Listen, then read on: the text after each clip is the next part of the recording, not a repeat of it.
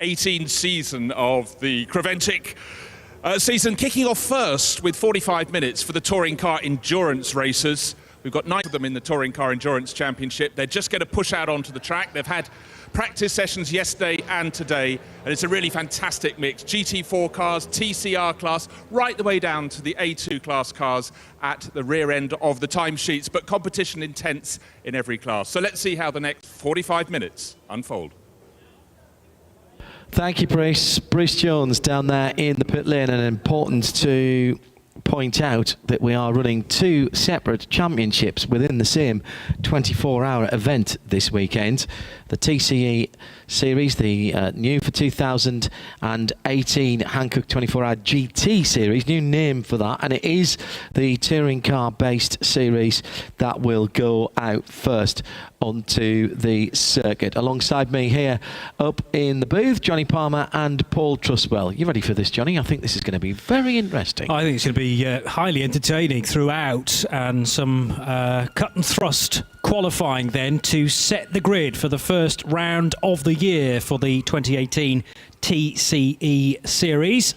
Green flag waved now. One of the two Team Altran Peugeot Racing Cup cars that are permitted into the TCR category, making its way out then, closely followed by the sister machine, but an illustration of the varied field that is at home here in the TCE series. You think TCE, you might think immediately TCR, but an awful lot of other cars are permitted into this category. Lots of other letters. Yes, true. Yeah. Maybe that's just the simple way that my brain tends to work. But classes A2, classes GT4 and SP2 also permitted into the TCE series. So launch into the new season we go. And Cup 1, Johnny, as well. The yes. venerable now, I think we can call it, BMW M235 iRacing Cup, which is still the entry-level customer racing car for BMW.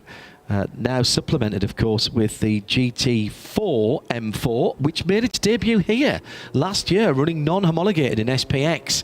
That car about to take its competitive edge to various championships around the world, having had its homologation confirmed after a season of development that started right here in Dubai at this time last year. They're moving up for BMW this year to the GT3 category, still the M6, the GT3 car of choice for BMW, and new for 2018, BMW will have the new M8, the Mate.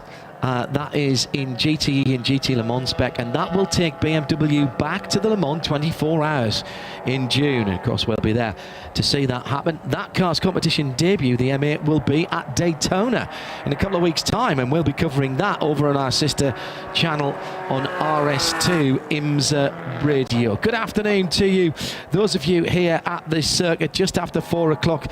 Almost say good evening in about half an hour's time.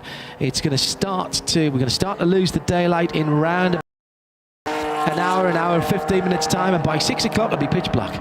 It's like turning a light off at this time of the year. Paul Truswell is the other voice in the booth. Good afternoon to you, Paul. Good afternoon, John. It's splendid to be here, isn't it? Great way to get the year off to a good start. And who else is getting the year off to a good start? It's Kurt Euser. He's leading the pack through in the number 71 BMW M3. This is an SP3 class car, and I've forgotten how many 24-hour races Kurt Euser has done, but all of them ever since the beginning of time. I think it's up towards 60 or 70.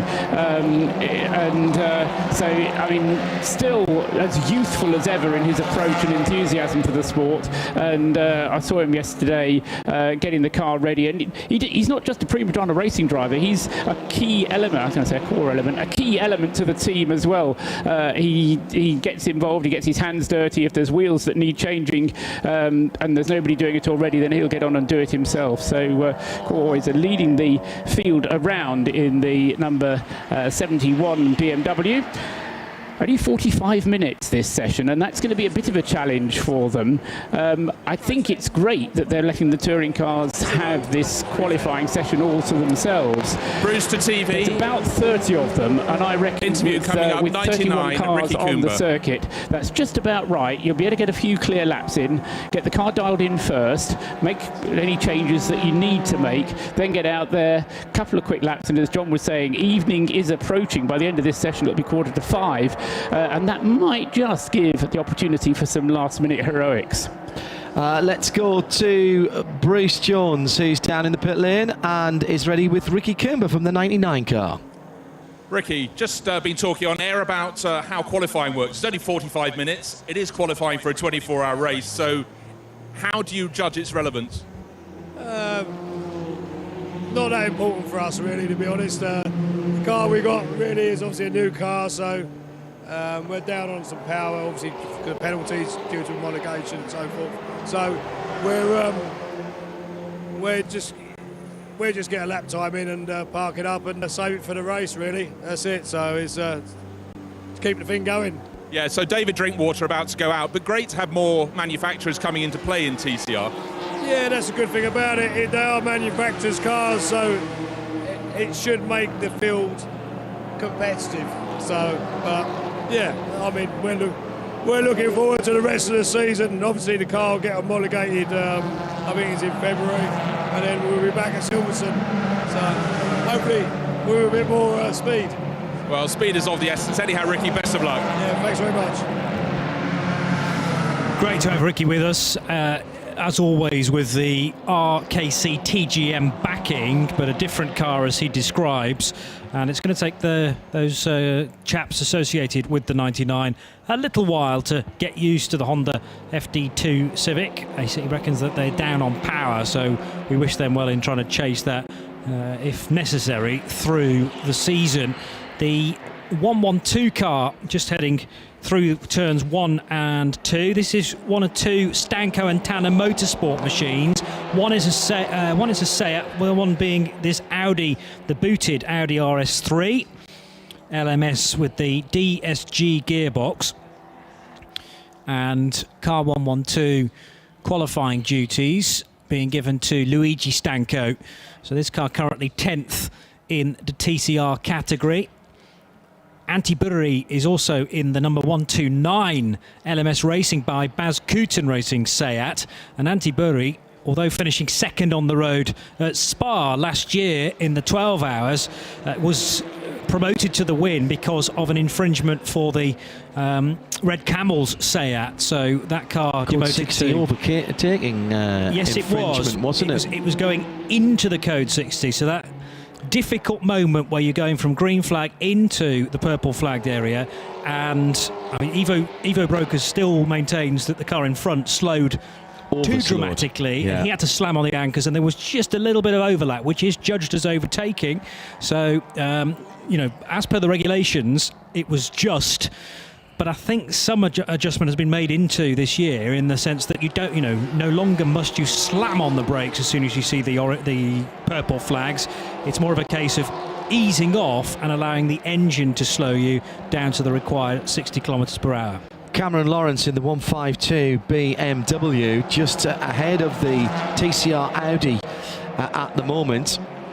And Cameron Lawrence, the US driver. And I've got a feeling that the Audi will not be overly happy with Cameron as he comes out of turn 16. Held him up for the last third of the lap, but everybody's out there. There are only 29, 30 cars that can be out here at the moment. The 112 Audi barrels through. Luigi Stanco then into turn 1, not on the optimum line as he turns in. Meantime, coming into the pit lane, it's the Lamera Cup car, the 238. Unusual piece of automotive engineering there with a straight 5 engine mounted transversely across the middle of that car. Twin turbo, 2.5 litre. It's a Ford, not an Audi. Ford Straight Duratec. 5. Yeah, it's a Duratec. But it is a 5-cylinder. So it's 5 cylinders. Yes. What used to be in, and may still be in, the RSs, the original Ford RS Focus had that. I think that is it. Yeah, as I say, with a turbocharger and about 300. Did that come from there as a brief association with the guys at Volvo, because they had a straight 5 as well. It's just had the engine cover taken off. Andrew Marriott is down along pit lane. Yeah, thanks very much.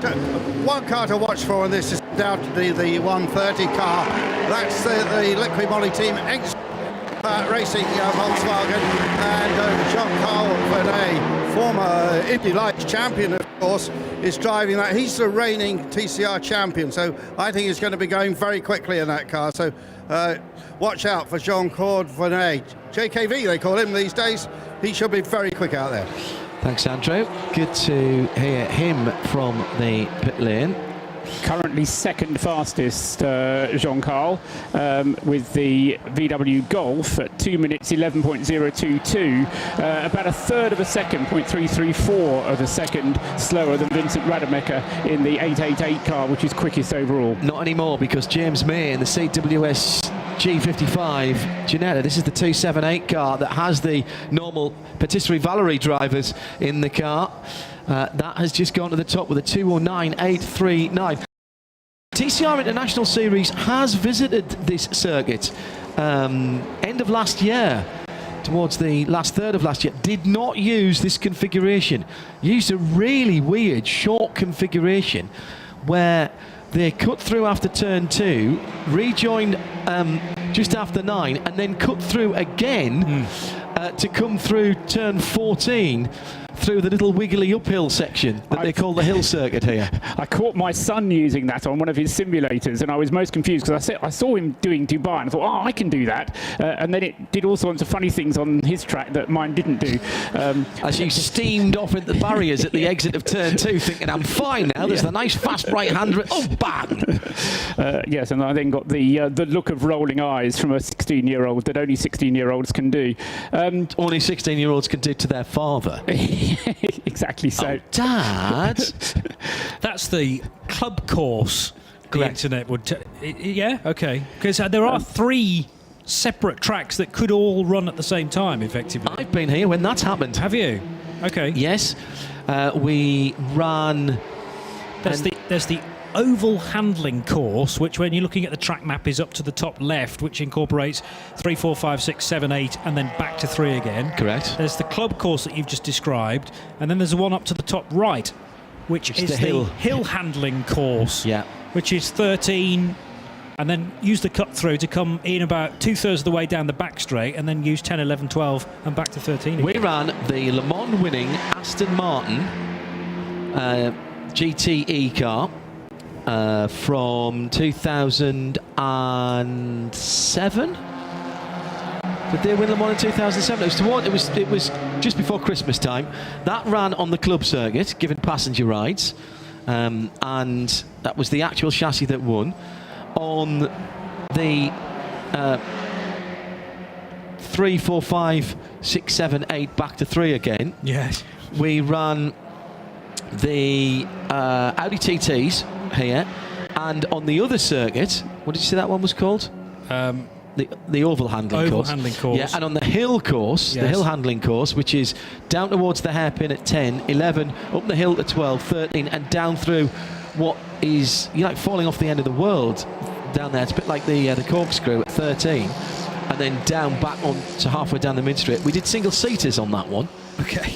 And I got let off the hook there, thanks to Darren Turner. He said, oh, don't let Hindhaugh follow people around. You'll just get bored and things will go wrong. Let him drive on his own.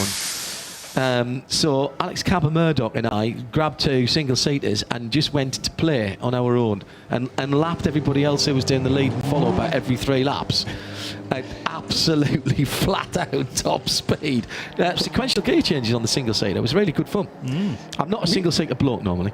Meanwhile, back on the track, Cor Oyser, having been one of the first ones out, one of the first ones back into the pits again, the Lumera Cup car 238 was stopped in the pits just in front of it, but is now back on the track again. Meanwhile, at the top of the screens, John? Well, at the bottom of the screens, actually, car 278 and 237 having best lap times disallowed, turn 6. Exceeding track limits. Now, that's the tricky little run after the kink at turn 5, where you hammer into that and you're braking. I heard your track description, Johnny, on one of the prototype races, and you were absolutely spot on with that. You're braking all the way up to the apex of 6, and it's dead easy to get off the side of the circuit and go wide. So that's why those cars, 237, 238, have had a lap deleted. Back down to the pits. Bruce has got another victim. Cor Oyser, I can't count how many 24-hour races you've done, but you're back again. BMW M3 running in the SP3 class. How's it going? We had a lot of grumblings this morning, but this is the first time the car ran fine with good the gearbox. We had a problem with the gearbox, and electronically I think we saw the problem now. It didn't miss a shift and it didn't jump out of shift, so out of gear. So I hope this will be the basis to do well in the race. I think it was Mackay Snow just took over from you. What's his plan? His plan is to learn a lot this weekend. The kid is pretty quick. I've done only one 24-hour race in Texas last year, and I want to do more of this stuff to gain his experience. He's a calm guy, and he's going to make it. I'm no doubt about that. Well, I'm sure Mackay will get on with it. Cor, best of luck. Thank you. Thank you. Bye. Young Mr. Snow, part of a racing dynasty in the US. His brother Madison Snow has already won the IMSA Porsche GT3 Cup Challenge USA by Yokohama, and of course his mum Melanie Snow won, was I think the first female driver to win an IMSA championship when she won GTC a couple of years ago. 209.174 was the 278 time that was disallowed, and that would have been top of the class. Yeah, absolutely. That's kind of why I passed the little note across to you, John. Yeah, so that time, it's James May at the wheel of the CWS car, and it was good enough to be fastest, but judged to be overstepping the marks, exceeding track limits, and so got disallowed. That's why the official timing lists show the TCR class car of Vincent Rademacher 888 back at the top. He's done a 2 minutes 9.534, 4/10 of a second slower than the 278 car, which is the black and yellow Ginetta just heading down into the hairpin at the far end of the back straight, John. The 232, Charlie Hollings on board, has just gone by Mackay Snow and just took a huge amount out of the car under braking. Fabulous stuff to watch. Charlie Hollings, very much a Ferrari man normally, but has brought into this Ginetta team, and I've got a feeling he's on a quick one. As Reinus Nitzis in the AC Motorsport Audi has just gone back out again. That car with a 2:19.8, still best in TCR. SP3, James May has the best time for the CWS 278 Ginetta. Then it's Charlie in the Optimum Ginetta. In Cup 1, Michael Schrey in the Hoffa Racing BMW leads that category. That's the number 131 car. And in A2, it's the Peugeot RCZ. Niels Nybo in the Johnson Consulting Peugeot there. And we're heading down to the pit lane for Antti Burry. Not my Antti Burry, just the Antti Burry. Andrew.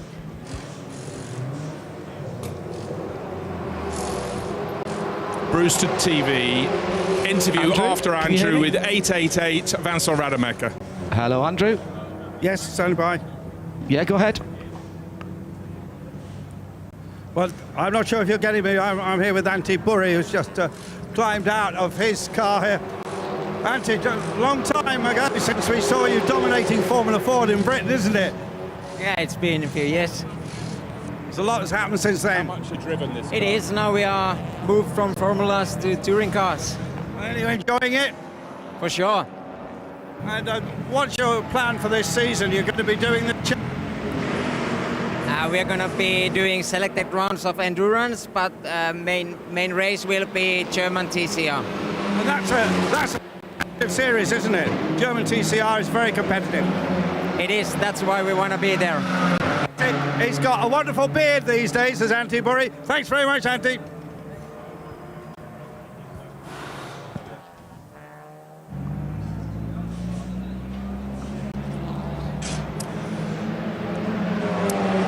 Vincent Rademacher, the 888 Audi in the TCR class, going very well. You just handed it over. Who's driving now? Netis, the Letton guys. Since we put the car on the track in the beginning, the car was already good right in the beginning, and we just fine-tuned the car each time we go out, and we find always a little bit in the car. So it's really good setup at the moment, and I know this track very well because it's my night time here in the 24 hours. So yeah, it's going well for sure. And you know this car relatively well because I understand you raced it last year. Yeah, we raced first time with this guy in 24 hours in Barcelona, and TCR category I drove also in 2016 with the Golf in the Belgium Championship. So I know that kind of car. I know it very well. Good. That's why you look so relaxed. Thank you very much, Vincent. Thank you. Paul, news of more times disallowed and good times as well. This is actually not new news. This is old news because we did quickly say that there were times disallowed. What I wasn't able to do at that moment was to say what the times were, but effectively they were the two fastest times of the session thus far. The 278 James May time we already told you about. The other one was by 232, another of the Ginettas, and it was Charlie Hollings at the wheel. He overstepped the mark. 2 minutes 9.418 was his time. Since then, however, Charlie Hollings has taken the optimum Ginetta out again and has gone quicker yet again, John. 209.333. Now in second place, though, Rinus Nitzis. Stand back from the circuit a little bit here, Johnny, because this man likes to be off the circuit as much as he does on. I think it was, that's the Vincent Rademacher time in the 888 car. Right. But so, yes, it is, but that car has now changed from Vincent to Rinus Nitzis. Rinus Nitzis has an interesting background, Johnny. Well, yeah, youngest ever winner in the FIA World Rallycross Championship, and that's where he plies his trade, in fact. Rallycross racing, a category invented for television in the UK in the 1980s, I think. And earlier than that. Was it 70s? I think it was earlier than that, wasn't it? It was 68. Really? But, yeah. So 60s, I think it might have been 66 or 67. And it was on TV in the 60s? Maybe. Okay. No, they didn't have TV that early. Not where I lived. Not at my road. Anyway, it is a category that obviously takes in asphalt and let's hope that he therefore keeps to the track limits. Rinus Nitzis, who is I think the only Latvian driver in the entry, but that's the treble 8 car, the AC Motorsport Audi RS3. Lydden Hill, of course, is where Rallycross started. April 1968. No, that's not right. 1967, 4th of February 1967. So we're coming up to a big anniversary. We're past it, aren't we? Past it, yes, of course, because we're in 18 now.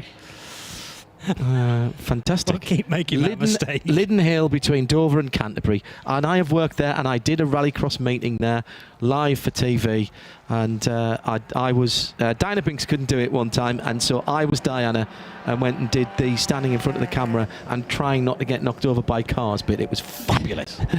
Both of the Ginettas who had times disallowed have now done times which are legal and have countered, and so we have a Ginetta 1-2 again with James May in the 278 CWS car and Charlie Hollings now bringing the 232 car back into the pits, but their times then are 2 minutes 9.039 for James May and a 2 minutes 9.333 for Charlie Hollings in the car number 232.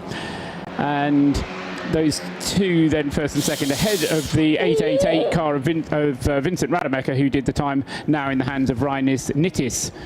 Who says you can't drift a front-wheel drive car? The 216 Seat TCR, at the moment, the Modena Motorsports car, sitting in fourth position with Matthias Besch just absolutely throwing it through 5, 6, 7, and then balancing the car through 8 and 9, the carousel. He's on the long back straight now. He gets out his e-reader and has a bit of a read before he brakes at the end.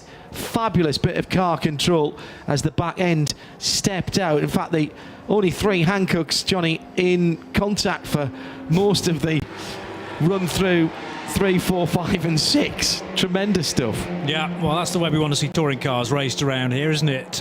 What is it most on 3 wheels. What is it that Martin Haven says? Rear wheels on touring cars, only there to keep the exhaust from dragging on the ground. Yeah, well, it's a fair point. And tucked in behind is another TCR car, although that's actually a cup car, strictly speaking, but the Peugeot 308 Racing Cup car permitted into the TCR category. Worldwide, indeed, it is technically a TCR car along with a Racing Cup car. Now, machine being pushed down the pit lane, and I don't think that's just moving it away from a penalty box, for instance, down towards the team. They don't seem to be rushing about it, do they, Johnny? They don't. I was trying to work out how far. I think that car's in the next session, actually. Okay, that would make sense. It looked almost like a Porsche rear wing. I have to say I couldn't see all of the car, just the rear wing and the gentlemen propelling it. So Julian Griffin in the ATEC DXB Seat Leon with a bit of pace to try and find. This is the 8th placed TCR car. SP3 though leading the way at the moment in terms of pace, 2 Ginetta G55s. In fact, there's a third one in 5th position with Bradley Liebenberg for CWS, the second of the CWS cars, the 178. That's the normal CWS, if you see what I mean. We've got Adam Hayes jumping in with Père et Fils, May, Père and Fils, who we normally see campaigning that very lovely Porsche. That car still on its way back, I presume, from Texas. Costs being kept down by sea travel, and probably not still on its way back, but didn't get back in time to get it out here is probably the thinking now. You had to be on the freighter before Christmas in order to to get here in time, unless you did your own transport, and that obviously isn't necessarily the easiest thing to do, moving cars around. Or the most cost efficient. Indeed not. Fastest in the BMW Cup class at the moment is number 131, the Hoffa Racing powered by Bonk, and that's being driven by Michael Schrei, who was the 2017 VLN champion, outright champion in that series this year. So he certainly has the pace and is fairly comfortable. Well, I say fairly comfortable. He's half a second quicker than the next BMW Cup class car, the Sorg Sport car, number 151, in Yannick Mettler's hands, who's second in the Cup 1 class. We are a bonk down, aren't we, Johnny? Speak for yourself. No, yes, we are, sadly. Because the 127 car, too badly damaged in... this was the test session rather than even free practice, wasn't it? Correct, it was the optional private testing session on Wednesday. Yes, I never did get to see how badly damaged the Audi was, but Joe Paul saw it. It was all round the front end of that bonk Audi. Joe got photographs of it, and front left corner. Yeah, is what he's mimed to me. I think it connected with another car. It was the barrier. Oh, was it? Yeah. Okay, very barrier-shaped damage then, clearly, on that machine. And yes, they've tried desperately to fix it, but it looks like we are going to be one TCR car down to make that now a 14-car class within the TCE series. Further improvement for John Barnes at the wheel of the Century Motorsport Ginetta. So it's now Ginetta 1-2-3, Century 2-2-9. John Barnes leads the way. 2 minutes 8.951 his lap time. That's just a hundredth of a second quicker than John did during the free practice session earlier today. So he's pretty consistent. Oh, he's gone even quicker though. 2 minutes 7 now, 0.871 for John Barnes in the Century Ginetta. Adam Hayes is now in the 278 car that was being driven by James May, but Adam has taken it over. James May doing the quickest time for that car in the end of 2 minutes 9.039 after the various disqualified lap times. And William Moore is at the wheel of the Optimum Motorsport Ginetta now. He's taken that car over from Charlie Hollings. Now in the free practice session this morning, William Moore was actually quicker than Charlie Hollings, so we'll see whether or not William Moore is going to be able to. Is that Willie? Is that Willie Moore? Not the Willie Moore. Not the Willie Moore. He used to drive a Porsche and the Nürburgring and all of that. Drove with Marino a couple of times. No. That's another William right. Moore. There's 3 William Moores in that case. Right. He's known as Wilmore, by the way. It's a bit like Jonathan Adam. Right, okay. Calling him William. So right, so we'll call him Wilmore, and that'll remove any confusion with any other Moores. John Barnes now behind the wheel of the car that sits on top of the timing screen. Let's go down to Andrew. I hadn't forgotten about you, Andrew. Yeah, John Barnes is a name we haven't seen at top of the timing screens for a few years, but wind your clock back about 12 or 13 years, and John Barnes was absolutely the man to beat in Caterhams. He was the fastest person I've ever seen in a Caterham. And then I think, if I remember right, he had a season in Formula Palmer Audi, which I think he might have won, or certainly might have done the Winter Series, something like that. But nice to see John Barnes back in a competitive car and going well. Andrew Marriott down in the pit lane as the time ticks away to under 15.5 minutes time, and the Ginetta dives into the pit lane. Adam Hayes has just gone out in the CWS number 278. Vincent Rademacher heading out again in the AC Motorsport Audi RS3 LMS. Now all of the top 3 are SP3s. They're all Ginetta G55s, 229, 278, 232. Separated though by 1.4 seconds. A 207.8 from that 229 car. That's not hanging about. That's very good. That's, I think, faster than we saw in their own practice session earlier on, Paul. Yes, it was. That's right. The John Barnes' fastest time, a 2 minutes 8.9. So to get it down to a 2 minutes 7.8, he certainly has found a very good lap. And the thing with that car as well, this is a Century Motorsport car. The other drivers of that car, Dominic Paul, Mark Farmer and Nathan Freak, none of them are slouchers. And that car, I think, will be driven very consistently by all 4 of its drivers across the board there.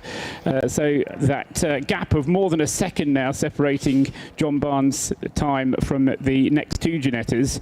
Then we've got a bit of a mix-up with the TCR cars in 4th, 5th and 6th places, because we've got Vincent Rademacher's Audi ahead of Matthias Besch with the Modena Motorsport Seat. And Matthias, although he's second quickest in the TCR class, has already gone quicker than he went in the free practice session this morning. So he's certainly been pushing on as fast as he can.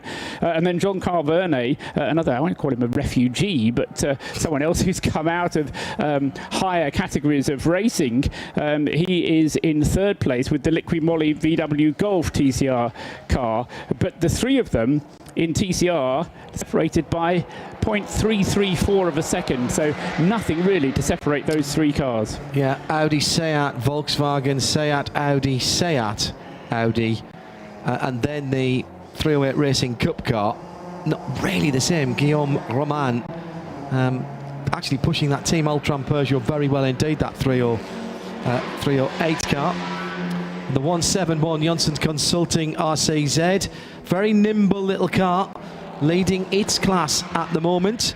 And that is the A2 category. Couple of Renault Clios as well, the Sicily Motorsport cars. Harold Rettich and Frank Bird. Frank Bird in the fueling at the moment. Let's go down and hear from Nathan Freak, identified by Paul Truswell and Johnny Palmer as part of a very capable team. Bruce is down there now. 15 minutes of qualifying remaining, Nathan, and your car is top of the pile. Great laps put in there by John Barnes, but not blowing your trumpet, but you've got a very, very strong quartet of drivers in the car, haven't you? Yeah, we have, very much so. I mean, John's obviously just done a fantastic job, stellar lap, I believe, probably the fastest lap of a Ginetta around here before. And Mark and Dominic have, both proven themselves to be very worthy competitors. It always feels a little bit disjointed at the start of these weekends because you have 4 drivers who are trying to get track time, but often it's only 3, 4, 5 lap stints each. So we've really focused on giving Mark and Dominic the lion's share today to try and get them up to speed, see the bigger picture. This is my 3rd year now, so I know what the car does, I know which way the track goes, and I think it's starting to pay dividends a little bit for us. Yeah, their overalls still have Aston Martin logos on the back, don't they? They've changed over from last year's racing. We have, of course, this time the split qualifying session with the Touring Car Endurance Series.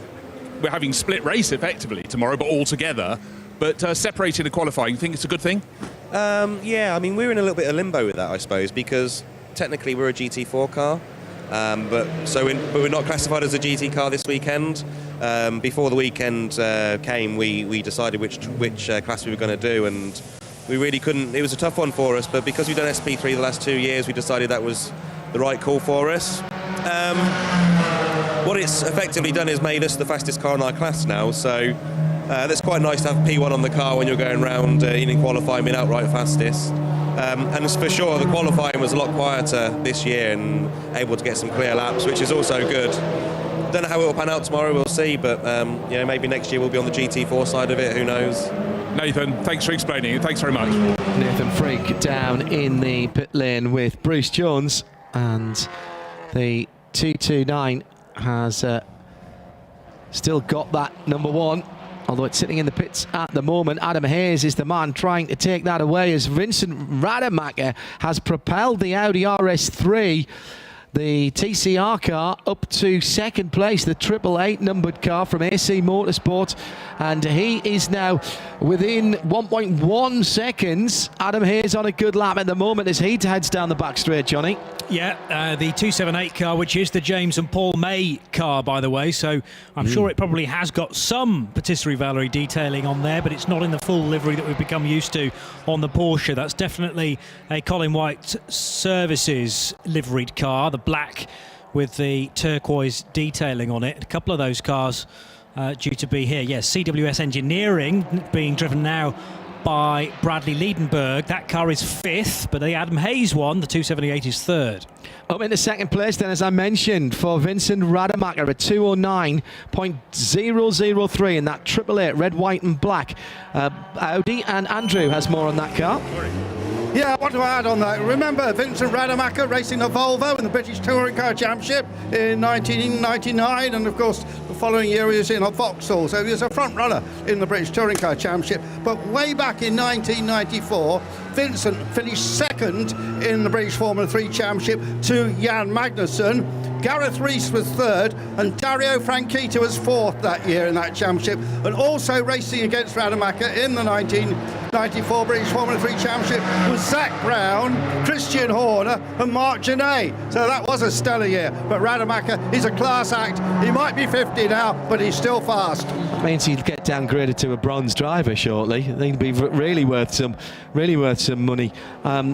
That back in the day when British F3, Paul, was a must-do. It had to be on the CV of any single-seater driver coming up. That's right, and of course in those days as well, it wasn't impossible to see drivers going straight from British Formula 3 into Formula 1, into Grand Prix racing. Vincent never actually got there, but had a feeling, I mean, Vincent was a star before he got to Formula 3, because Johnny's just looking up his record now, but from memory, he had a very successful Formula Ford career before he even stepped into the British Formula 3 Championship. Yeah, very, very experienced driver. Good interview as well. I remember him in his touring car days when we started off Talker Radio, but I suppose a precursor to what we're doing now. I certainly ran alongside the Radio Le Mans service that we were doing back in those days. Johnny? Started off in the Benelux Formula Ford Championship. That was in the mid-80s, but then moved to the UK in 1992. Drove in the British Formula Ford Championship, finished 4th in the points at the end of that year. And that was the start of his single-seater career. Yeah, he had a successful run in the Formula Ford Festival as well, I think, in '92. It's one of those that he didn't win the Formula Ford Festival, but I have a feeling he was at least in the running for a podium position or something. John? Ginetta's first and second again as the CWS freight train rolls on. Bradley Liebenberg has brought the number 178 car into second position with a 2:08.7. That's the black, mostly black of the CWS cars, with that teal colouring along the side. It's almost Leighton House Miami blue, the detailing on that car, isn't it? Which is always one of my favourite colours of racing cars. And also Darren Turner's as well. The Aston Martin Works driver fashioned his helmet colours after that Leighton House Miami blue colour. Down towards the heavy braking area for the 178 at the end of the back straight now. Turning right-handed, don't have to use all the exit there. Straighten the car up and then get yourself set up for the left-hander at turn 11. Quite a steep climb, deceptive, up to turn 12. Tricky, double apex. Make a nice late turn in. You can help the turn in there with the hill, but then you crest the hill and you've got to be very careful on throttle application on the exit as you dive down towards the kink at 13 and then into 14, which is the left-handed hairpin right in front of us. You can take a huge amount of speed into there, lots of time to be made. Just let it breathe in the centre of the corner. It is a double apex, and if you can get yourself into the second apex properly, the car's nice and straight when you pop out over the brow. If you don't, you'll see people losing the back end there as the car unloads at the back end. We have seen people in the past there, Johnny, just coming over the brow before the turn 15, actually spearing off to driver's left, which when you see those accidents, you think, how's he got all the way over there? But he gets the tank slapper on and spears across to the left. That's not unusual here. We'll have to catch up with Bradley Liebenberg across the weekend because this could well be his first ever car race. A massive background in karting, but he's only 18, from Johannesburg, and will have a birthday in a couple of weeks actually, so nearing the end of his teens. But whether he approached Colin White or Colin did put some feelers out to get these young South Africans into his team, I'm not sure. But Jack Constable, who's raced in the British Ginetta Championship with Colin, both from the AM elements of that. You've got pros, you've got AMs in the Ginetta Super Cup these days. So Jack and Colin from that, and Bradley Liebenberg could be a real talent. 5 minutes to go. It was a good year for South African drivers last year, with Sheldon van der Linde doing very nicely indeed in GT racing, and he's racing with his brother Kelvin at Daytona at the end of the month. Another race you can follow live on the Radio Show Limited network of channels. That'll be on RS2 IMSA Radio. Extended coverage across the whole week with a special midweek motorsport from our IMSA Broadcast Centre on Wednesday overlooking the Speedway, and then Continental Tyre, as well as the IMSA WeatherTech Championship for the full 24 hours, and the fate of those lovely Rolex Daytona watches. Watches to be won here as well, of course. The BMW chronograph, the BRM chronographs, excuse me. And the BRM chronographs trophies going to the winners of 2 different championships that are contesting the Hankook 24 Hours of Dubai this weekend. This is the TCE for touring cars and the slightly slower of the GT classes. And a further improvement there for the CWS Ginetta, number 178. This is the, sorry, 178, I should put the emphasis on the 1, because the yes. It's the number 178, which is the Patisserie Valerie liveried car. Bradley Liebenberg has just cut that gap.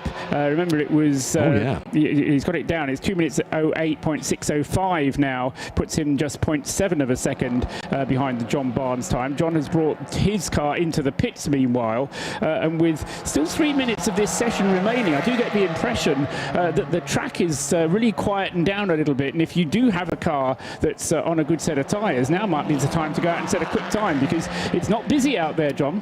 What's the regs for tyres? Can you throw as many tyres as you want at this qualifying session? As you can afford, absolutely. Right, okay.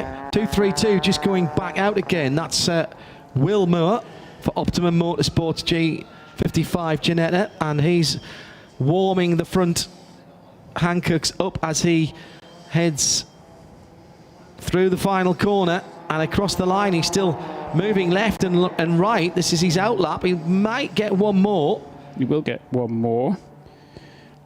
He'll have to get a bit of a wiggle on, won't he? Yeah, provided he doesn't go at very slow speeds. And he seems to be speeding himself up a bit now. Down through turn 1, front end of the grey and fluorescent lime green. Ginetta diving as he was on the brakes there in the difficult braking area. Downhill braking area is always difficult to pick your braking area. Uphill braking areas, gravity helps you slow down.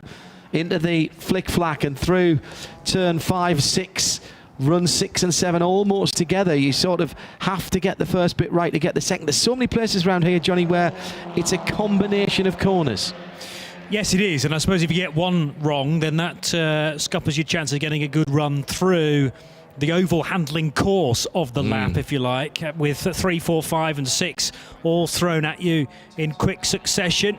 But the Leeds-based Will Moore heading now down this long straight between turns 9 and 10. He'll get this lap and probably one more, should he wish, for the 232, the Dayglow black and grey colours of this machine, which is run by Optimum Motorsport. So of the top 5, 4 of them are Ginetta G55s, the only interloper being the AC Motorsport Audi RS3, which is parked up in pit lane now after Vincent Rademacher did a splendid job to, by the looks of things, take pole position in the TCR division. The whole field has been out there and set lap times now, with the one exception of that Bonk Motorsport car number 127. Everybody else has set very reasonable lap times, no problems for any of them, which is always a good thing. The whole point of qualifying really is just to decide what order you're going to line up in. What you don't want to do is to go chasing setup changes on the car just to set a lap time over one single lap. You've got a 24-hour race ahead of you that you're supposed to be preparing for, and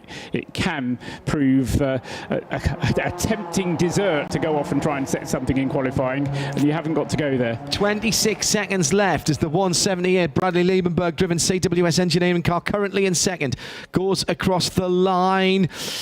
Nah, he's lifted out. He's lifted out of it. I don't think he's going for it. No, he's not leaning on that car as he goes through turn number 4. By the way, the tracker is incredibly accurate, isn't it? When you look at what's happening out on the circuit. We'll get the pole sitters as soon as everyone has gone across the line. At the moment, it looks like an SP3 car is going to take the overall pole in the TCE category. Cracking effort from Will Moore, though, with an absolute best through Sector 2, and puts his car up to 3rd fastest. He hasn't seen the checkered flag yet. No, because he was going down the main straight with 2.5 minutes on the clock, and he's done a 2:08.7, so he can squeeze one more out of it. But 43.1, still pushing reasonably hard. John Barnes did a 42.5 through the first sector, so that's already 0.6 of a second off. I wouldn't be surprised if Will Moore thinks that's enough as well. But we'll watch his progress on this final lap, should he wish to use it. So, pole sitting interviews to come as it stands at the moment. The 171 Johnson Consulting Peugeot is on pole for A2. A1, Cup 1 rather, is the 131 Hofer powered M235.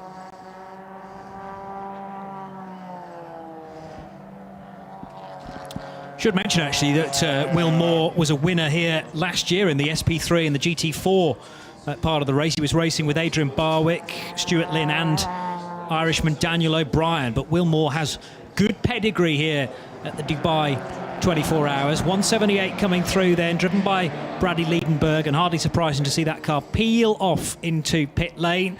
Young Bradley had backed things off quite a bit. I think Will Moore is going to stay out there. Yes, it was a he quick time has. through the second sector as well, Johnny. Well, no, that's the 3rd sector. Absolute best, a 35.0, and he improves again, a 208.697. What it doesn't do is improve his position, though. Well, overall it does, but not in SP3. Oh, no, he was already third. He's done 2 really quick laps, but 92 thousandths of a second of the CWS engineering Ginetta, but that car number 178, driven latterly by Bradley Liebenberg, will actually start on the front row for the TCE Series race alongside the 229 Century Motorsport Ginetta, and Will Moore, despite every effort, lost quite a bit of time in that opening segment then. 0.6 of a second shy he was of the John Barnes time. So William Moore, along with his crew at Optimum Motorsport, will start from 3rd position. And then the first non-SP3 car will be the TCR Audi RS3 of AC Motorsport.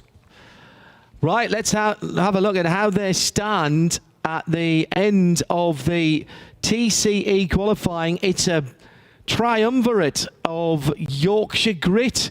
3 Ginettas, the 229, 178 and 232 from respectively Century, CWS and Optimum. 3 different Ginetta teams within 0.8 of a second of each other that lock out the first 3 positions of the TCE Championship for the first competition of 2018. AC Motorsport have the TCR pole in 4th position. And running down, it's a whole slew of TCR cars from positions 6 through to 10, all from the Volkswagen Audi group, or Volkswagen AG, with Seat, Volkswagen and Audi all represented there. Have to go a little further down to see our next pole sitter. That will be the Cup 1 class car, and that is an awful long way down. The Hoffa Racing machine down in 21st position, so behind Core Oyser Racing's BMW M3. They were the first car that went out, if you remember, in the SP3 category. And McKay Snow doing some driving for Core Oyser there. So 2 more pole sitters to tell you about. 21st position overall, the Hofer Racing powered by Bonk Motorsport Cup 1 BMW 131 in 21st position. And the A2 class, 28th, 29th and 30, Peugeot just have a slight advantage over the 2 Sicily Motorsport Renault Clios. Let's head to the pit lane and to Bruce Jones.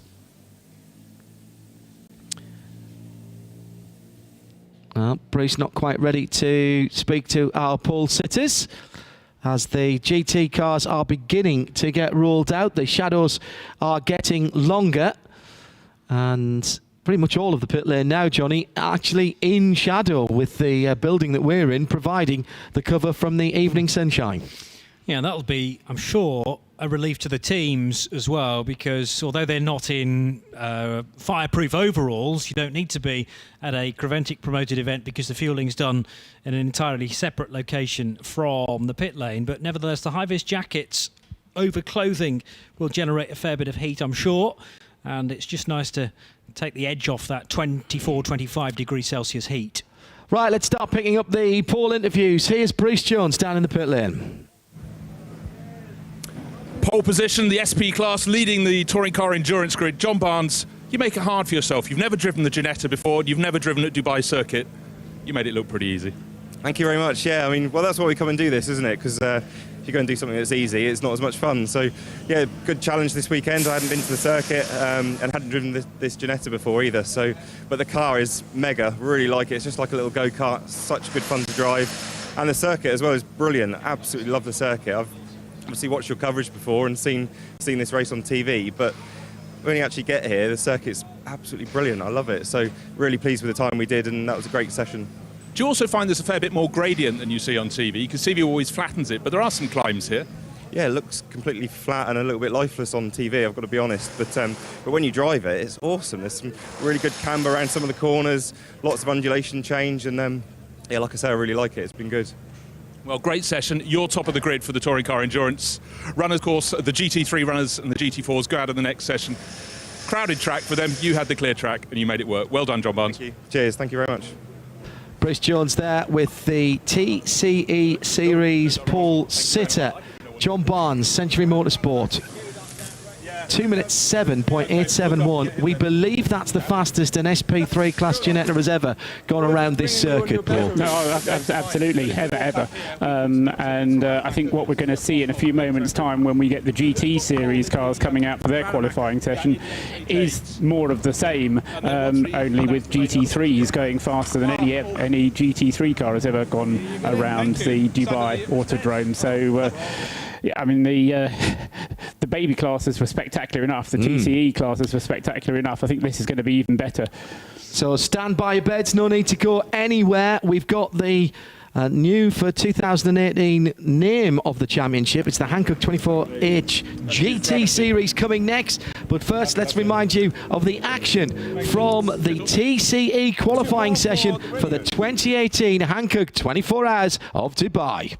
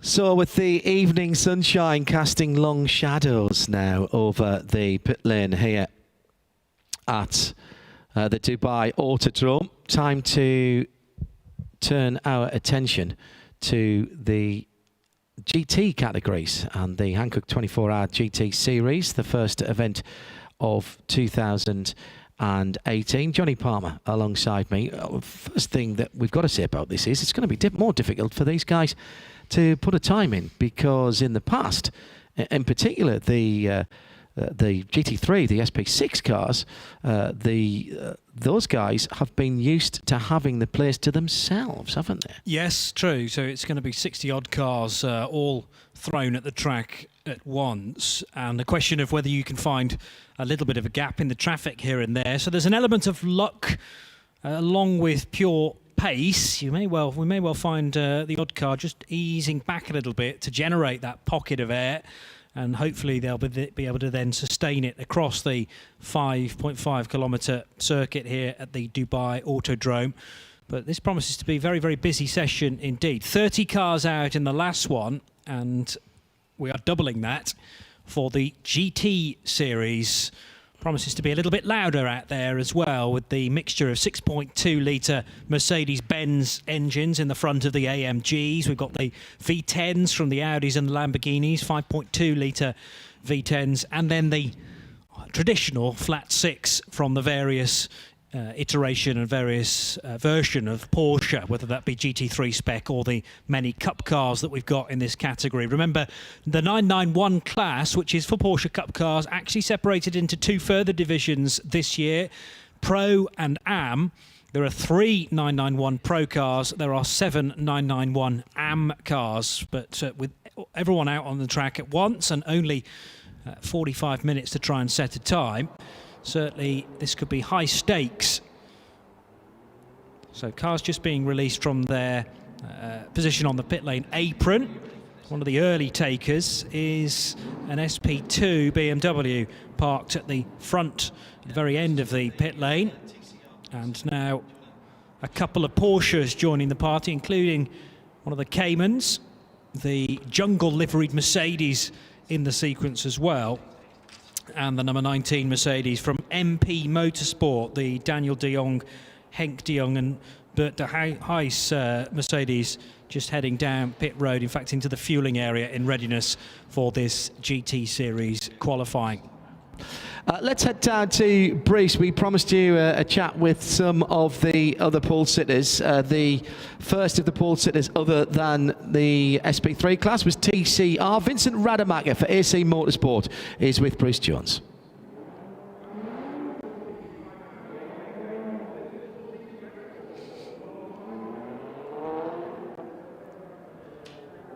The touring car in BTCC was with Triple Eight engineering team.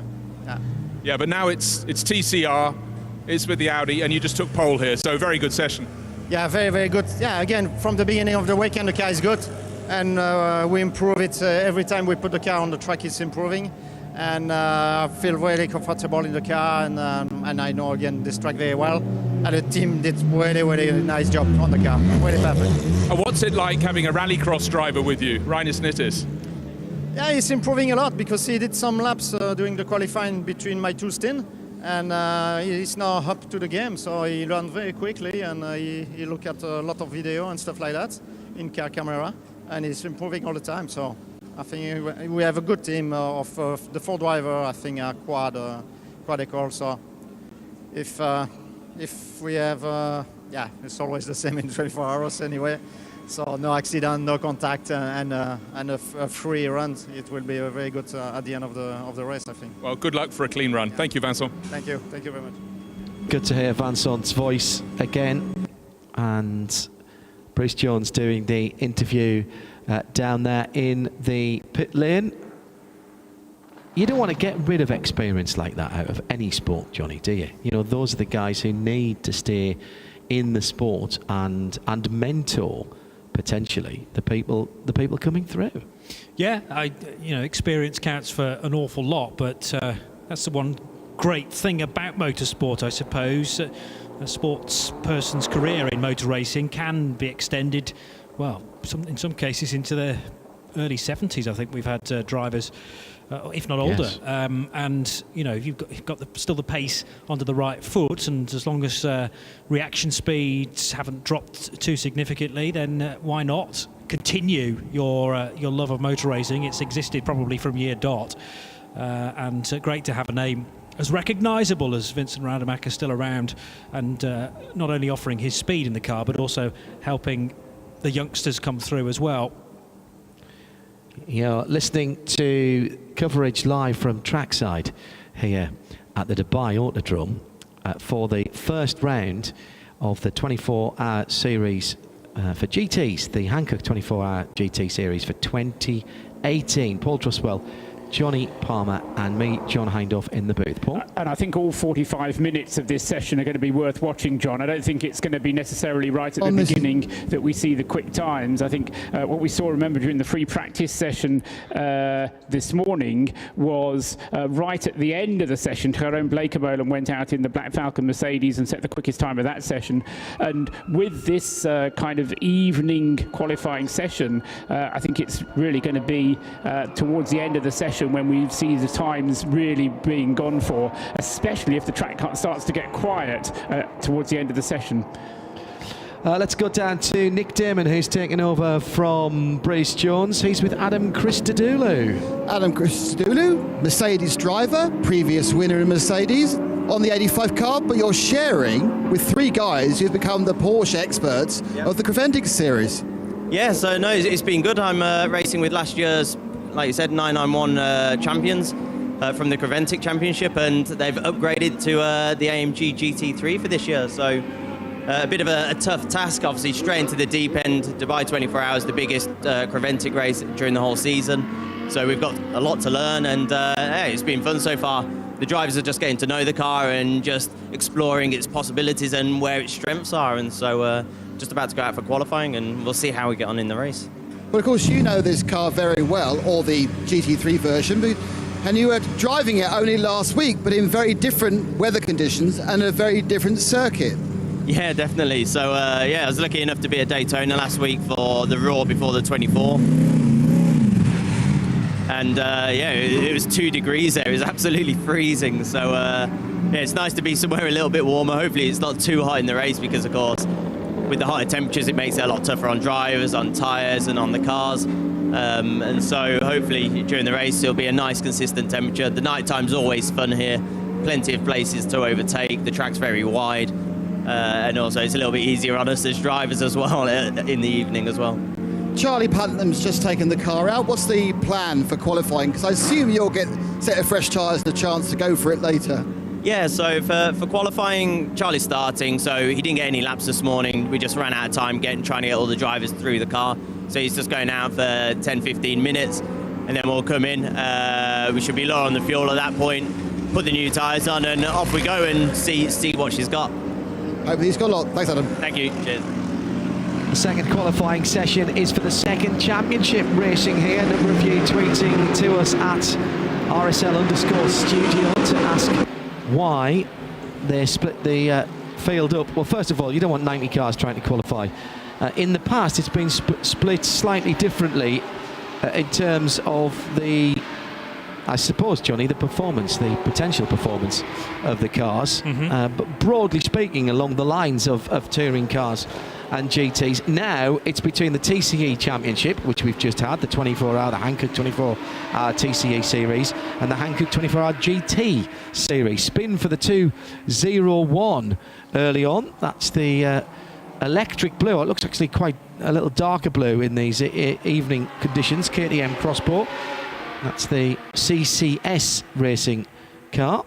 Sort of a, it's almost, if I can use an advertising analogy, it's almost Cadbury's Dairy Milk wrapper blue, isn't it?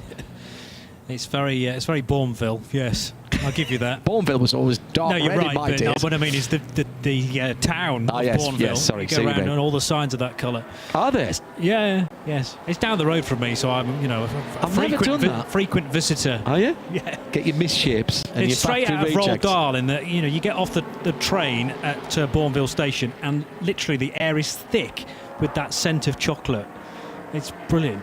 I like to spend days off there, regularly. Brilliant. Anyway, so there's the 201 car. Yes, you're right. It is a sort of Cadbury's purple. Reminds me a little bit of a Super GT car as well. I feel Tom's possibly. We've seen that car and that livery for at least the last couple of years. The CCS Racing gang and Cheryl Arendt doing the opening part of qualifying there. Meanwhile, Christian Frankenhout, perhaps unsurprisingly, driving the Hoffa Racing Mercedes, but Indy Dontje, Dutch driver, across the line now in car 25, sets a 202.912, and that is immediately bettered by the A6 Pro Attempto Racing Lamborghini of Clemens Schmidt. Bit further back on the road, Christopher Mies over the line, and Christopher Haase. Now, Paul said we would get those two mixed up. It doesn't help that they're on similar speeds either, but Mies and Haase together on the timing screen. Exactly. 201.4 for Mies, 201.6 for Christopher Haase in his Optimum Motorsport Audi.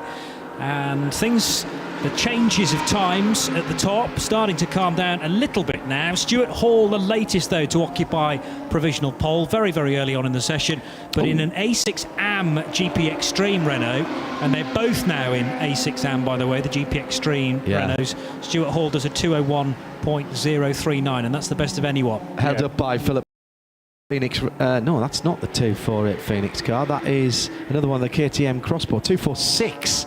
The Crossbow. That's Peter Cox. I can't believe I said that. I apologise to Peter, but he did actually hold Stuart Hall up. I'm afraid there. I think he's probably just dialing himself in more than doing anything deliberate.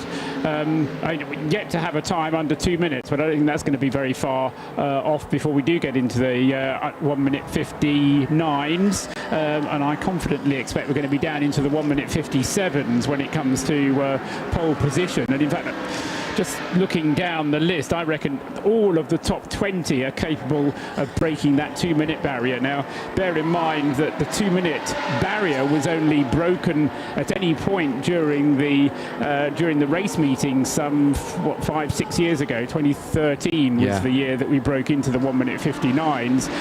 The fact that we're going to have, I'll suggest that 20 times 20 cars will be getting under the 2 minutes is a sign of progress indeed. And the track as well. I mean, you mentioned this earlier on, John, is in absolutely super condition, and it was interesting hearing from some of the drivers earlier on how much they're enjoying the track conditions.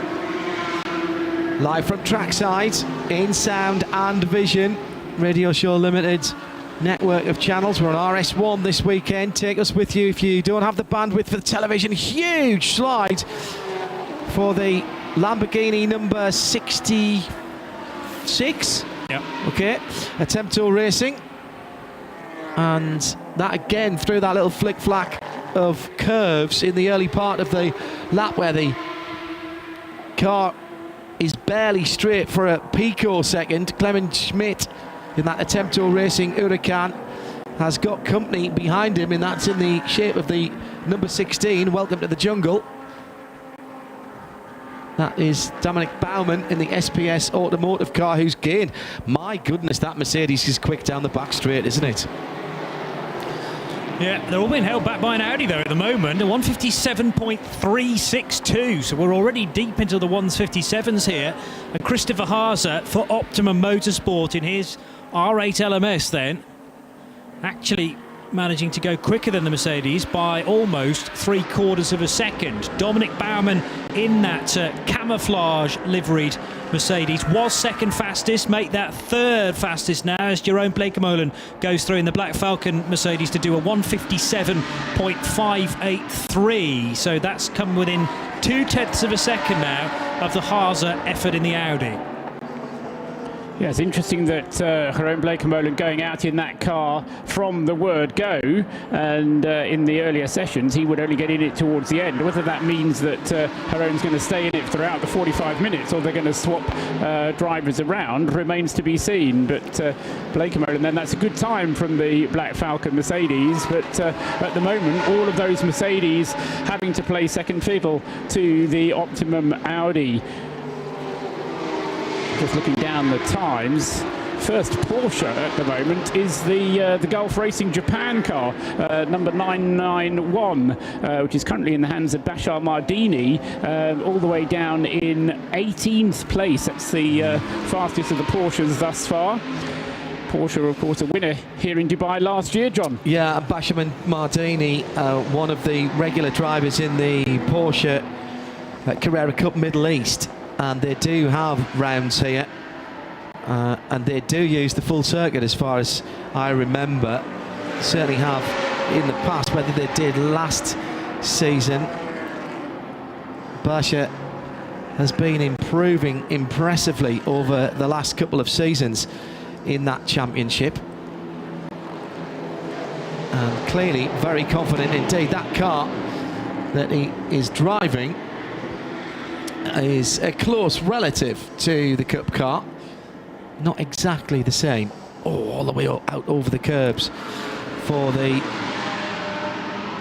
964. Yeah, Marco Bortolotti could be on for a really fast one here. 38.8 through the first sector, 46.5 with a little bit of traffic coming into turn 10. But he's clear to the end of the lap now, Johnny. If I look up and see, yeah, through 15 and he's down to 16. He'll get a clear run to the final corner. Meantime, the number 3, Jerome Bleekemolen, Black Falcon in the dark red Mercedes. That's a great colour for that car. Almost, dare I say it, a Maserati-style red in that dark sort of blood colour, and Mirko Bortolotti goes to provisional pole position of 57.2. It's going to be a low 56 for pole position here. A low 56 or a high 56, depending which way you look at it. Do you think they'll get into the low 56s? I mean, certainly. I think there's a second to come. You think there's still a second? Well, I mean, it's truly, I mean, these cars are remarkable the way they're going, and the mix is there as well. I was slightly concerned that one manufacturer may have a bit of an advantage over another, but we've got the mix of Lamborghini, Audi, Mercedes, Renault is right up there as well. The Manthey Porsche moves up to being best of the Porsches to 10th fastest, and that's Mathieu Jaminet who does the time, 158.241, and we already have, what, 12 cars underneath that 2-minute mark. Rick Breukers is behind the wheel of the 963 GRT Grasser Racing Lamborghini. He's heading into turn 6 at the moment. Huge sideways slides as he kicks it down into second gear. Exits now through 7, heads to the parabolic corner, the carousel with sun right in the eyes. That's the yellow of the two Lamborghinis. We talk sort of gold colour almost. And he's heading down the back straight now. Rick Breukers, who will drive anything. He was at Daytona last week, and as well as Jerome Bleekemolen has to take back provisional pole position from Breukers. For a moment we had GRT Grasser Racing Team first and second, and it's a 57.1 now for Jerome Bleekemolen in Black Falcon Mercedes-Benz number 2. only ever been a German mark that has won this race. And Blake Mullen was on a cracking lap and came upon the 67 Porsche, which has held him up in the early part of the lap, and immediately that lap's gone. What's great about this, John, as well, is the fact that the Hankook tyres are lasting for more than just a single quali lap. We've seen this in the past where there's only been a couple of laps in the tyre, whereas Blake Mullen is now on his third flying lap, and this one may not be an improvement, so he may well ease back a little bit, push again, and he may then get a fourth flying lap out of it. That was Phil Quaife, by the way, that inadvertently got in the way. Phil was just out of the pits and trying to get some heat into the Hankook tyres in the Race Pro Motorsport Porsche. Still half an hour to go here, Johnny. This is by no means all over. No, it's still time to find as well. It's really fun to look at purple times appearing sometimes outside of the top 15. Now, Mirko Bortolotti clearly has had times deleted, though, because the number 964 car dropping way back down the order. So he's got to do it all again, presumably on track limits at turn 12 he's been done on. So turn 12 is the uphill right-hand hairpin. Exit, I would say that, Johnny. Yes. If you get on it really, really hard on the way out, you could get all four wheels. I think actually you mentioned it at the time, that he was scrambling all over the curbs, and I said this was going to be a quick lap. And I don't think it was an avoidance of a slower car. It was just carrying the speed out of the bend. So Mirko Bortolotti got to try again after that earlier effort was Through goes Chris Mees for Audi, and it's Audi, Mercedes, Lamborghini, Renault now. 4 different manufacturers in the top 4 because Nicky Pastorelli had eased other GPX Spree number 28 up into what was then third position. He's now pitted that car, but it's Chris Mees in the 777, the MS7 by WRT Audi R8 LMS 157.011. We have now 3 cars within 0.2 of a second, as through goes Mirko Bortolotti into second place at 157.1. So 3 cars within 0.2 of a second. Actually 0.187 of a second for the pedants among you. 777, that's the MS7 by WRT Audi, then the Lamborghini Huracan from GRT, the 964, and the number 3, Jerome Blake Mullen, piloted, because they are throwing these cars around at the moment, Black Falcon, Mercedes-Benz. Then it's the second of the GRT cars. Rick Breukers has pitted, presumably for a new set of Hankooks and perhaps a top-up of racing fuel, now in 4th position. And the top 4 only separated by 2 3/4 tenths. Paul Truswell. And Robert Renauer in last year's winning, I won't say it's the winning car because I think it's a new car, a new chassis, but the winning team, Herbert Motorsport, that won this race last year, Robert Renauer has only just exited the pits. He spent the first 15 minutes of this 45-minute session either with a problem, don't know, but only just now has he come out onto the track to join in the fun, and that might not be a bad move, because if the tyres do only last, say, 5 or 6 laps,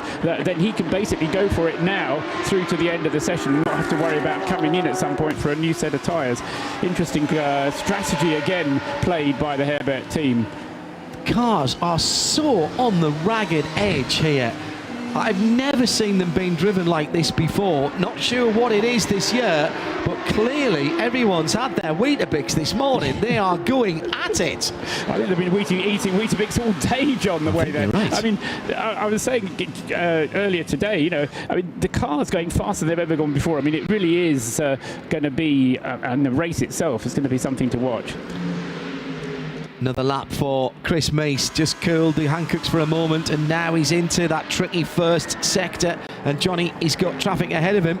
It's the 62 Porsche that pulls out of the way. Yeah, that's Matt Campbell, fresh out from the pits. It's interesting that the 5 cars that have set out this session so far, 2 of them have now decided, right, we've had enough in the pit lane. Things have possibly calmed down a little bit from the frenetic start of this 45-minute session.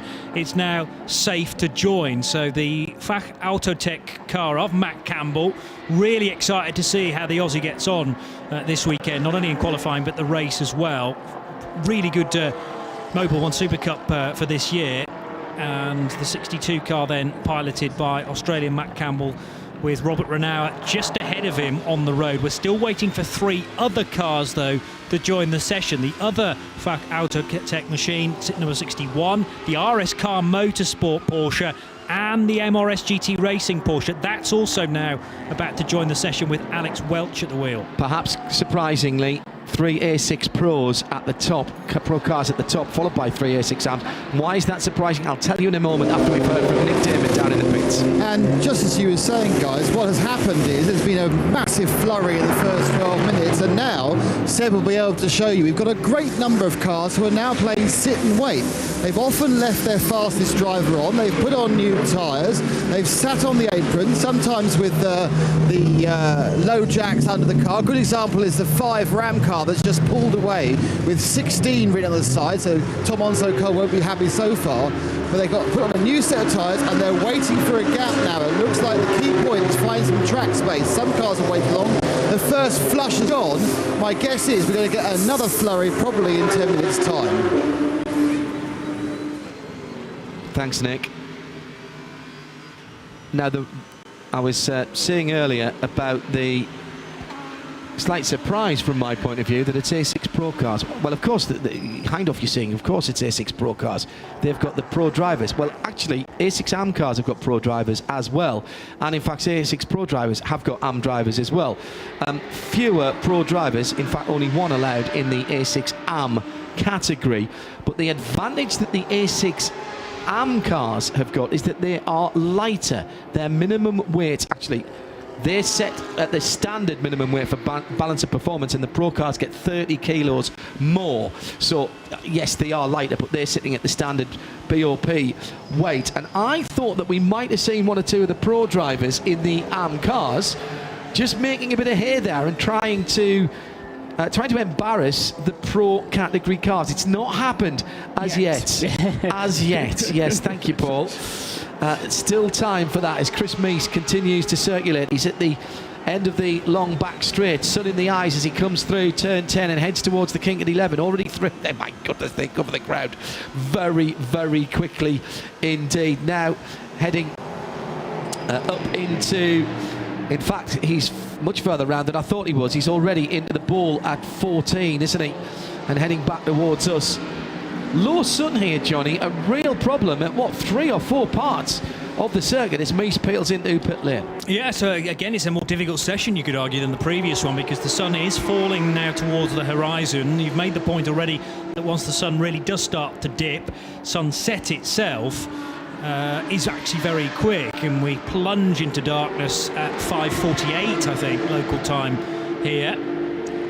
At least with the sun, the windscreens should be fairly clear at the moment. Yes. What is worse is when you have a dirty windscreen and then you have the sun on it, because then all of a sudden, instead of being a windscreen, it looks a bit more translucent and harder to see through. But as I say, with the qualifying, at least it's a relatively clean windscreen that you're looking through. We will have some coverage of the night practice tonight when we'll go through a little more of the information. This is a bit fast and furious at the moment, but Corey Marvin asking any rules and regulation changes for 2018. Yes, quite a few. The only one that you need to worry yourself about at the moment, Corey, is that the bracket times, the minimum lap times, have been done away with for A6 AM. So drive it as fast as you can. The balance of performance between A6 Pro and AM being achieved with different weights of the car, which I've mentioned, but more importantly, by different makeup of the experience of the team. You aren't allowed as many Pro drivers in an AM car, which kind of makes sense, but you've still got to have AM drivers in the Pro car, and also, Paul, the amount of time that your respective drivers are allowed to do in the race. The driving time regulations, exactly. I think, as I say, there's too much going on at the track to discuss it in detail. What I would recommend that Corey does is to have a look at the 24H series website. I know you maybe want to shy away from the tab that says regulations because it's all going to be too complicated, but Creventic has put together a great little summary. It's only about 6 or 7 pages of what are the great summary of 6 or 7 pages. That's longer than the Can-Am whole regs spook were. Yeah, that was one page. But the point being that the key changes for this year are nicely summarised in that single document, and you don't necessarily have to wade through lots and lots of pages of regulation. I think the whole regulations run for about 150 pages for Creventic now. Which obviously you read front to back to front, up and down, and memorised on the plane on the way over. Tried to, but I won't say that I didn't miss something. That's why I like printed regulations. Can't be doing with things that you've got to read on a scroll up and down. Yes, I want to go through pages. Yes. Out on the circuit, back out again. Jerome Blakemolen with a new set of Hankooks. He's been in and out of the fuel station, and that beautiful dark red Block Falcon Mercedes-Benz GT3 car running in A6. Third position at the moment, back out on the track. I don't think we mentioned Mirko Bertolotti putting his Lamborghini back where it should be. Did we say that? Yes, we did. Okay, yeah. Sorry, I was... I got quite excited by that, actually. Yes, it was, as I say, it was being put back to where it should have been before it had that time disallowed earlier on. Yes, good point. We have still got 22 minutes in this one and only qualifying session for the Hankook 24-hour GT Series, part of the 24 Hours of Dubai for 2018. It's Johnny Palmer, Paul Truswell and me, John Hindhaugh, in the booth overlooking the track, which is now pretty much all in shade in terms of the track surface. Down in the pit lane, Nick Damon, and we'll get back to him in a moment. Yes. Herbert Motorsport 911, Robert Renard, not been out that long. His third lap netted him a 1:57.339, good enough for 6th position, third in A6 AM. And fastest Porsche as well, which is always something to kind of tuck up your sleeve. Just checking back to Bortolotti's time, that's actually now a quicker time than he had disallowed as well. So he can be satisfied with that, and kicking himself for perhaps using more of the track than he needed to, or he should have done earlier on. But the time that he's working with now is quicker than the time that was disallowed. And at the moment, of course, we haven't qualifying record time sitting at the top, a 1:57.011. These will be the fastest GT3 cars, A6 cars that we've seen on a single lap around this circuit, and I still think there's a bit more to come. I just wonder if somebody might want to try and slide out. I'm sure there's one or two drivers whose teams will be watching the tracker at the moment, Johnny, and trying to find, right, let's see if we can get some of these SP2 cars into the pit lane, and when they do their pit stops, let's get out there and find a space. I think the answer is to leave it until the end of the session, Johnny. I mean, it's people are going to give up towards the end of the session, particularly further down the field you get, so that's going to be the time I would suggest. Yeah, it was still one or two cars showing green time. Stuart Hall's just done a 1:57.625. Green time, by the way, means a personal best for that car. We're not seeing, I don't think, any driver changes, although that's not against anything in the regulations. So we may well see driver 2, for instance, get on board. But there's no need to change drivers, and perhaps most teams will just see that as a waste of time, and also why not just stick your fastest driver in and get a good time as early on in the session as possible. But it's fascinating to see one or two teams just leaving a little bit later, and happy to see the first 15 minutes drift by before they get involved. Just looking down, slightly surprised that Jelmer Baumann is outside the top 10. The Black Falcon car number 2. This is the green Black Falcon car, more Black Falcon traditional colour, if you will. That car, I say, is always very quick, but is a car that we would expect to see up near the front, and I would suggest that anything that Jerome Blakemolen can do in the number 3 car, then so should in the Jelmer Baumann be able to do in the number 2. Bernd Schneider for HTP Motorsport, only down in 18th position at the moment, and the number 9, the BWT Muka Motorsport machine, in its orange and white. This would be your car, isn't it, Tangerine, that really. Tangerine, isn't it? Tangerine and white. I'd sort of adopted that as a favourite car. And behind the wheel there, Marcus Winkelhock who is a decent left midfielder as well, which I'm sure you could do with. We certainly could. We could just do with 11 men, frankly. Well, sure could. Well, we had 13 out at the last game. We had a full team. He's warming up quite vigorously. The Hankook tyres, having just come out of the pits, coming down to the final 16th and final corner. Eases right off. Has he come in the pits? No. He has come in the pits. No, he's just making sure he gets a good run onto the final corner to start a flying lap and leave as much room as he could in front of himself without compromising his exit too much. Goes underneath us now. The distinctive signature headlights on the Audi R8. Oh, squirming into turn one as the back end tries to overtake the front. He gets on the power very, very early indeed. And the Hankook scrambling for grip through the kink at turn two, already through three and heading towards this very technical section. 4, 5, 6 and 7 come as quick as you can see them. Has to try and keep the car on the circuit through the exit of 6. Hasn't been easy to do that, as through goes the 964 of Mirko Bortolotti and takes the provisional pole position of 56.7, and there's still more to come. I promise you. Yeah, I promise you. Bortolotti now has almost 3/10 of a second lead. That's a huge lead in the context of what we've been watching. Just hope he kept it neat and tidy on that lap, because we have had laps deleted. Car 2 is going to have a time disallowed again because of running out wide from turn 12. So we've never had a non-German car win this race. Have we ever had a non-German car in pole position? That's the next question, because the Lamborghini Huracan, definitely not German, although it's part of the... All the running gear is. Yes. If you look at the gearbox, it's got 4 rings on it. I know. It actually has. but that's Italian styling and then some, isn't it, on the Raging Bull? We had the Corvette, the V8 Corvette, the V8 Racing Team Corvette. We did, yes. I thought I had Nick Damon credit for that, but I would have gone to that. Yeah. And by the way, that car, that Corvette, I was just looking at that earlier on. Yes, it's taken a while for that car to actually appear in that garage, and it wouldn't be a Dubai 24 hours if we didn't peer into the V8 Racing garage. Duncan Heisman has run that car into 19th position with a 58.5. And I'm going to say now, I reckon that's faster than that car when it was on pole position, and it's down in 19th place at the moment, Paul. No, it is. I mean, it's certainly quicker than it did, when was it, 2013, I think. And by the way, Paul, you said 20 cars under 2 minutes. You're wrong, because it's already 21. And in fact, we've got 21 cars under 1:59.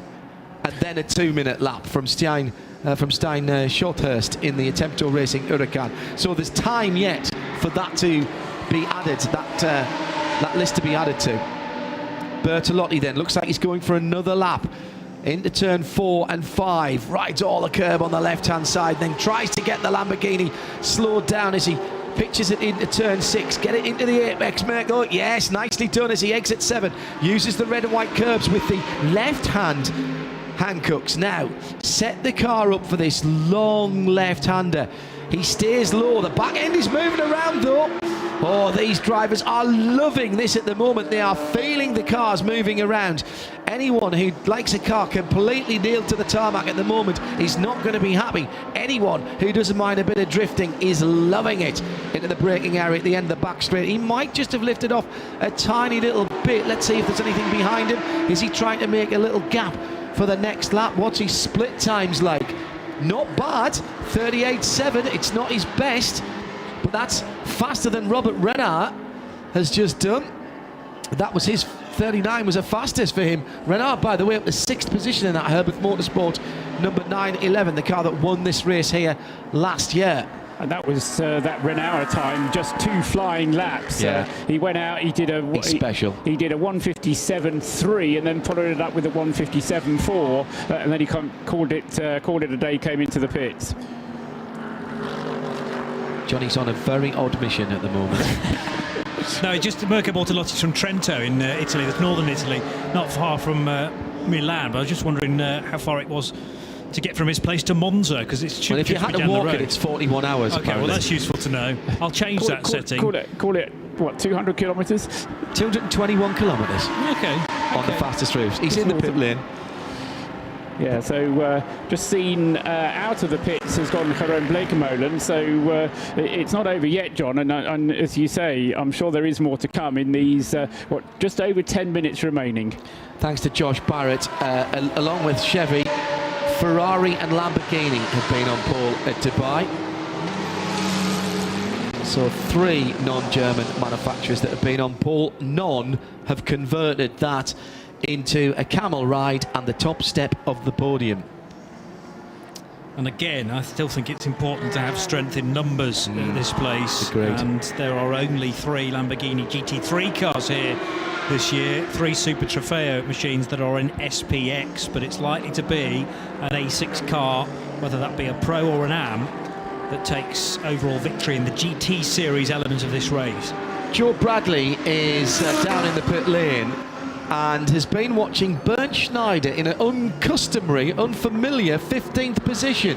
He's just gone back to the fuel area, Joe. What's Bernd, what's the legendary Schneider been asking for from the team? Hello, Joe. Sorry there, John, I can't hear you. Yeah, the 25 came in, that's the distinct Mercedes of the HTP Sport team, car 25, came in, he's took wing off. He was in a very, very swiftly, and it's a very easy adjustment on the back of that Mercedes, but he's taken wing off. He's chasing straight line speed on that long back straight, and also it's worth the very sleek aerodynamics on the front straight as well, the pit straight. We've had a Le Mans overall winner out qualifying as well in the A6 Pro category for D-Station Racing. Sechiara won with Audi Team Go. Yes, in 2005. He's in 25th position at the moment. Only the second Japanese driver to win the 24 Hours of Le Mans. But, yeah, I was quite surprised when I saw his name. And this is, again, something of the reputation of this race is how many quality drivers, top flight drivers, do turn out to take part in it. Christopher Mies is back out on the circuit. Mirko Bertolotti, having been into the pits, has now gone out to get a bit more fuel and will be out again shortly. So stand close to the fence, John, last 10 minutes. Yes. It took some of the Porsche 991 Cup cars a while to get out there, Phil Quaife among them, but now the Race Pro Motorsport machine under his direction is in 30th position and top of the pile as far as 991 AM is concerned, with a very creditable Cup car time of 2:01.690, just ahead of the FAC Autotech number 61. And then the Race Union number 187 on a 2:02. So that's that category. SPX at the moment has the Lamborghini Huracan Super Trofeo of Leiper Motorsport. Ollie Webb has done the time there. The number 10 car is 24th overall and leads SPX with the 2 minutes exactly. The Lamera Cup car of Christophe Bouchou, another name to conjure with, 2:05.231, leads the SP2 category. And there should be... No, that's it, isn't it? No, there's one more. GT4. Phoenix Racing. Almost time for Phoenix night, really, isn't it, as the sun goes down. Audi R8 LMS GT with Phil Ellis behind the wheel. 49th position. And best of the GT4 cars, just ahead of the Beza Group Racing, Sebastian Ash, Mercedes-Benz. And then the Team Race Scout by Winwood, Roberto Fontana, out qualifying the 84 car. They're separated by all of 2/10, the top 3 in the GT4 category. In fact, you can add on to that the second of the Phoenix Racing cars with Marty Lee coming into the pits there, and he's on a 2:09.5, so there's 3/10 between the top 5 or 6 of the GT4 class runners. That is going to be a heck of a battle all the way through. And 9 minutes to go, Johnny. Theoretical lap time column on our timing screens, always a fascinating one to look at on occasion, and the Mirko Bortolotti Lamborghini capable of a 1:56.703 according to the theoretical lap time. He's got blooming close to that, I have to say. His actual time a 1:56.716, but can't seem to break that 56.7 right now. No one can. Although, what's this? Jerome Baumann all of a sudden lighting up the screen. The number 3 Black Falcon Mercedes, third fastest, Well, Jerome's just done the best Sector 2 time of anybody. It's a PB through Sector 1 as well, and the final sector takes cars just over half a minute, so we don't have to wait too long for the number 3 car to arrive on the main start and finish line. Jeroen Bleekemolen looking like he's got a clear track ahead of him, and Dewar back across the line any moment now. Will it be better? Yes, it is a better time. It takes him to the provisional front row. A 156.751 then for the Dutchman, and that is only 35 thousandths of a second slower than Mirko Bortolotti in the Lamborghini Huracan. Temperature just dropping a little bit as the sun goes down. It's glinting off the tallest building in the world, lit up like as if it was a huge knitting needle pointing into the sky. Fabulous time of the evening, and still a very clear night here. No dust or sand in the air to worry about getting between your Hankook tyre rubber and the asphalt surface of the Dubai Autodrome. Bleekemolen then in that dark red car with the red LED strip underneath the traditional oval Mercedes-Benz grille. Even the Mercedes three-pointed star is colour keyed on that car, such is the attention to detail. Down to turn 1 then for Bleekemolen. Is he on another quick lap? How much? He's got a 5.035 a second. Do you know what? Jeroen will know exactly where that time is to be found, Paul. Yes, I think what he did on his previous stint was to do a slight cooling off lap on his second lap, and then try and make his third lap the quick one. Christopher Mies is the man I've got my eyes on. He's just gone out and done, he did an out lap, then a kind of warm, a setting lap, and now I think we might see Christopher Mies going quickly. But meanwhile for Black Falcon, John, that Mercedes, the number 2, has improved like I suggested it ought to a little while ago. Jelmer Baumann was obviously tuned in to us here at 156.927. 3 cars now under 157. I'm going to say now, I think I was a little bit too hopeful. I don't think we're going to get a low 56, but we might get down to a mid 56. Back into the pits for Jeroen Bleekemolen, straight in. He had a bit of a slide early on, Jeremy. See, that tells you how my brain's calibrated still.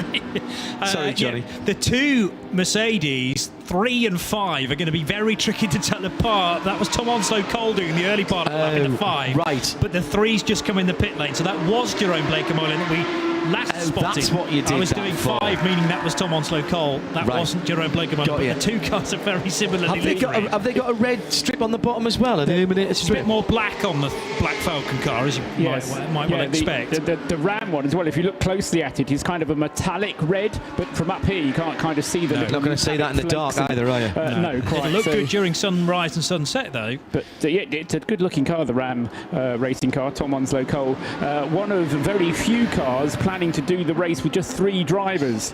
And that might turn out to it can work. It can keep the drivers focused, but if any of them does feel a little bit off during the race, then there's no insurance policy at all. Yeah, Tom and his teammate Ewan Hankey almost paying the penalty for being gold graded drivers, or at least they are on the 2018 FIA gradings, so that would make them both pros in the Creventic grading of drivers. And Raymond Vos, the Dutch businessman, is a bronze, so 2 pros and an AM driver, a gentleman driver in that combination. Let's go to Nick Damon, provisional pole for SPX. And Nick has got Ollie Webb with him. Nick? Out there, isn't it? Yeah, it's pretty mental. It's, every time you come back to Dubai, you remember how crazy this track is with this many classes, and having done 3 years in the A6 class and 3 years in this now, it's a nice mix. It's hard because we're quicker in a straight line but less aero, but so far with pole, and I think there's only a couple of minutes left and we've done it by a second and a half. It'd be nice to get a 59, but a 2-minute flat we're really happy with. And you kind of have this kind of SPX class of your own with these Lambos, don't you, speed-wise?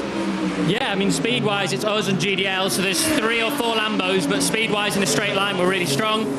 A lot less aero than the A6 cars, so it's trying to find which, like, if Bernd, for instance, is in a Merc and he's on his qualifying lap, or is he on his out lap, and then you can get away with overtaking him, you want to make sure that you don't damage anyone's run, but also get the job done. So fingers crossed we're pole. And how far up the overall do you think you can get tomorrow? Good question. I mean, last year I think we were top 15 and first and second in class, but it's hard. It totally depends on other people's misfortune, which you never wish upon. So top 20 overall and first in class for SPX is always very respectable. So that's what we'll aim for. Best of luck. Well done. Thanks, Ollie. Thank you. Provisional pole for that car at the moment in 24th position, the Lightfoot Motorsport Lamborghini Huracan Super Trofeo in SPX. He's to the time of 2 minutes .065. The next best SPX car is the GDL Racing Team Asia machine at 2:01.5. So that was a bit of a special lap from Ollie Webb there. Very, very good driver. Green Black Falcon car, currently third fastest and still being driven by Jelmer Berman. We're down to the final 2 and a bit minutes now. Top three have all gone out again. Yes, they have. They're just completing their first lap, and Berman is throwing around that green number 2. He's into turn 6 and coming through 7. Sparks flying from the underside. It's actually starting to get a little bit dark now. This is more than twilight. This could be the time. This could be the time. Oh, not now. The number 60 has ground to a halt right on the entrance to the pit lane. Can he get it restarted? Yes, he can. That's a Lamera Cup car. He's in the pit lane entrance. It's Christophe Bouchou, pole sitter, provisional pole sitter. Yellow flag at T15. Pole sitter in SP2, that Lamera Cup car with the Ford straight 5 engine. Now, he's off the track now. There's no need. Apart from everybody coming into the pit lane. He's actually in the pit lane. He's got the door open. He can almost roll down the hill from there because there is a bit of an incline at that point. I think he's got it beyond the incline. I think he's got it on the starter motor just to get it rolling. That's a great piece of heads-up driving by Christophe Bouchou. But there is yellow flags being displayed at that part of the circuit, and that will make it very difficult indeed for anybody justifying an improved lap time, which Christopher Meese has just done, John. And gone to the top. 56.6. Come on, another couple of tenths. Red flag. At 15. Red flag. Session will not be resumed. There was 43 seconds to go, and Bouchou's car has brought a premature end to the session. Oh, now will the Meese team will Christopher's time be allowed to start? I think it was very well timed, John. It wasn't mistimed at all. It was very well timed, and say, provided that it's all allowed, then that will stand as a pole position time, but set. Just have to check precisely to see whether did he improve in sector 3? That's your question, because if he didn't improve in sector 3, it's a legal the fastest time of everybody. It was a purple time through sector 3 to do the 156.6. That was the thing that struck me. And now, having walked away from the car, he walks back, and Christophe Bouchou, it fires, and the straight 5 fires up immediately. That little twin turbo 2.5 litre Ford engine has pushed the SP2 pole sitter, and he is the SP2 pole sitter ahead of the KTM Crossbow and the Speed Lover Porsche. That's Peter Cox and Carlos Rivas, respectively. Well, the 777 team are celebrating. Nick Damon is down there, and this is going to be one for the stewards, Nick, but we'll presume that this time's going to stand. Nick? 777 coming through to the end of the lap. 156.615, not quite a time. Sorry, Nick, not hearing you at the moment. If you're hearing me, getting nothing from you at all, Nick, on either of our channels. So we'll go back to Nick in just a moment. But Mohammed bin Saud Al Saud's love of the number 7 certainly shows a lot of luck with it at the moment. Yes, we can hear you now, Nick. Nick, go ahead with our provisional pole sitter, Chris Meese. Yeah, that was and with our Dries Van Toren's teammates. Dries, do you think that time's going to stand? Well, I hope so. Of course, the car was standing still, but he was moving as well. I don't know exactly what he was trying to do or was planning to do, but I don't really see it as a yellow flag. He was trying to get there, and it was not a permanent yellow flag. I mean, it was not a standing yellow flag. It was not yellow flag for the whole time. On the screen, it was going off and on and on, going off and on.